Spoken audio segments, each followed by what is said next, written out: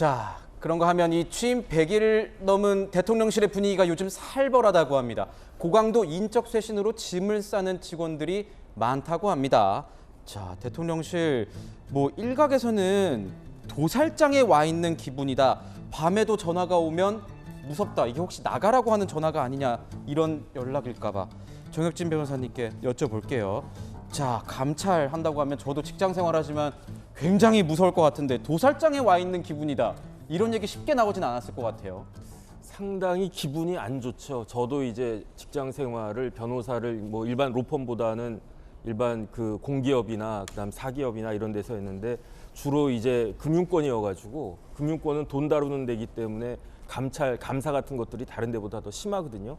그다음에서 국방부에서 근무할 때는 좀 민감한 비밀 같은 것들이 많아가지고 네. 그때도 감찰이 많았는데 저는 지금 대통령실에 있는 사람들이 아직 100일밖에 안 됐기 때문에 더 긴장하고 있을 거라고 생각을 합니다. 예컨대 한 1년 정도 있었다 그러면 대충 어떻게 돌아가는지도 알고 내가 잘한 것도 있고 실수한 것도 있고 하니까 예측이 될 텐데 100일밖에 안 지났는데 그렇게 많은 일들 했겠고 또 어떤 많은 일들 실수를 갖다 했겠습니까? 그럼에도 불구하고 그 고강도로 이제 감찰을 한다라고 하는 것은 그래도 내가 새로운 정부의 그 대통령실에 딱 들어와가지고 이제 일을 하려고 했는데 잘못하다가 내가 이런저런 잘못된 걸로 인해 가지고 나도 모르는 사유 같은 것들로 나갈 수도 있겠구나 이런 생각을 할 수밖에 없을 테니까 그러니까 오히려 더 긴장하고 그렇게 되지 않을까 하는 생각이 듭니다. 자, 일각에서는 이게 윤핵관들 라인을 잘라내는 것 아니냐. 그래서 용핵관, 용산의 핵심 관계자들, 검핵관, 검찰 핵심 관계자, 어떤 윤석열 대통령의 검찰 친정 체제 이렇게 강조하는 게 아니냐, 이런 얘기들이 나오고 있습니다. 이에 대해서 민주당에서는요, 이건 꼬리 자르기도 아니다, 이렇게 혹평을 했습니다. 들어보시죠. 인사 대참사에 대한 직접 책임이 있는 법무비서관, 인사비서관, 그리고 내부 감찰에 책임이 있는 공직기강 비서관 등 검찰 출신 육상시에 대한 문책이나 경질은 언급조차 되고 있지 않습니다. 최근 대통령실의 감찰과 인적 쇄신을 이들 검찰 출신 참모들이 주도한다는데 적반하장이 따로 없는 셈입니다. 꼬리 자르기도 아니고 꼬리털 뽑기식 인사교체로는 잘못된 국정남용상을 바로잡을 수 없습니다. 자, 꼬리 자르기도 아니고 꼬리 털 뽑기식이다.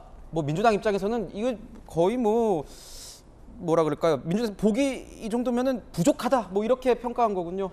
부족하다라고 볼 수도 있는데요. 지금 해당 방식은 굉장히 잘못됐다라고도 보고 있는 겁니다.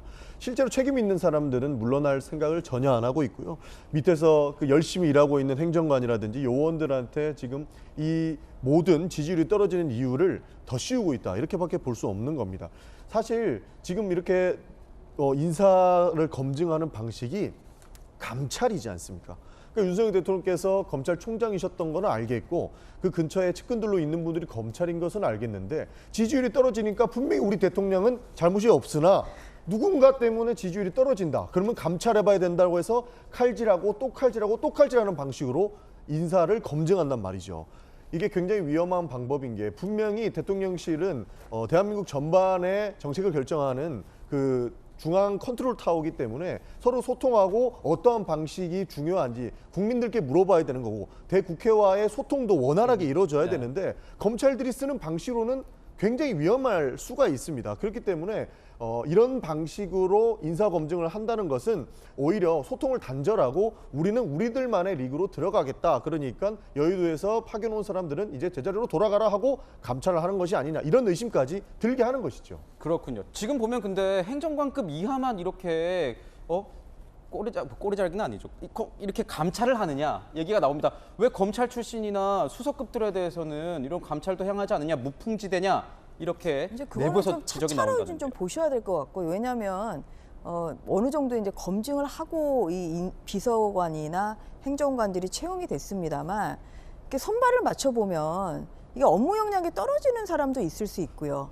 그 다음에 대통령실에 있다는 이유로 밖에 나가서 부적절한 그런 행동을 하는 그런 사람이 있을 수가 있죠. 네. 그래서 당연히 이것은 지금 대통령실 대통령실 쇄신하라 지금 이거를 얼마 전까지 했었어요. 그래서 그런 쇄신의 차원에서 업무 역량이나 아니면 대통령실의 부적절한 그런 행위를 한 사람에 대해서는 당연히 그것은 가려내야 되겠죠. 그리고 그 이후에 이제 이루어진 그리고 행정관뿐만 아니라 지금 정무비서관 2명도 이번에 또 사직을 하지 않았습니까? 그래서 그리고 이제 그 수석 비서관 같은 경우도 뭐 당장은 뭐 교체되는 분이 없습니다만 이제 또 여러 가지 면에서 업무 역량에 여러 가지 문제점이 있으면 그것은 또 차차 순차적으로 좀 이루어질 것이라고 보고 좀 그것을 좀 지켜봐 주시면 좋을 것 같습니다. 자, 김건희 여사 이슈부터 이 고강도 대통령실 감찰까지 이슈 계속 이어지고 있습니다. 돌직구쇼 함께 해주십시오.